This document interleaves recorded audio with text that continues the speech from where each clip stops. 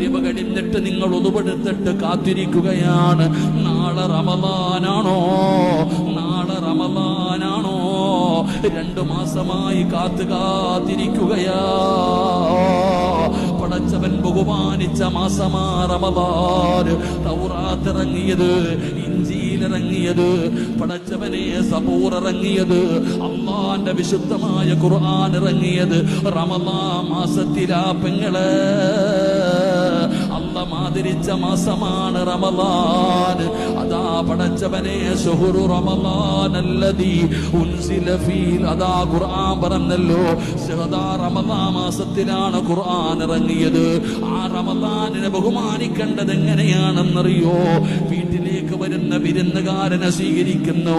വീട്ടിലേക്ക് വരുന്ന വിരുന്നുകാരന് എങ്ങനെയാണ് സ്വീകരിക്കുന്നത്? അതുപോലെ റമളാനിനെ സ്വീകരിക്കണം.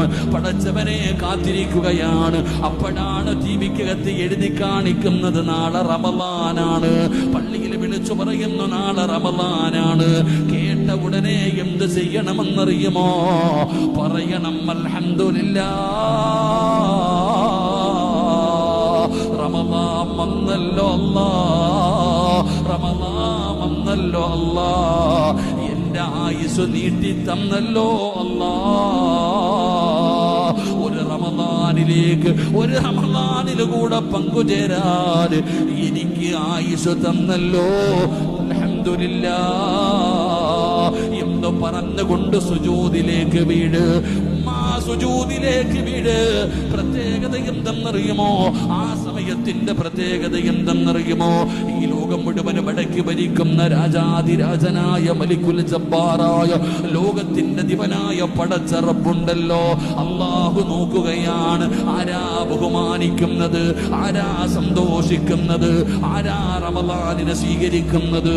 അല്ലാഹു ആകാശത്ത് നിന്ന് ഭൂമിയിലേക്ക് നോക്കുകയാണ്. ആ നോട്ടമെങ്ങാനും ഏതെങ്കിലും ഒരു പെണ്ണിന് കിട്ടിയാൽ, ആ നോട്ടമെങ്ങാനും ഏതൊരു മനുഷ്യന് കിട്ടിയാ, ലം യുഅദ്ദിബുഹു അബദാ, അല്ലാഹു ഒരു കാലത്തും ആ മനുഷ്യനെ ശിക്ഷിക്കില്ല എന്ന് ആദരവായ പ്രവാചകൻ നബി മുഹമ്മദ് മുസ്തഫ.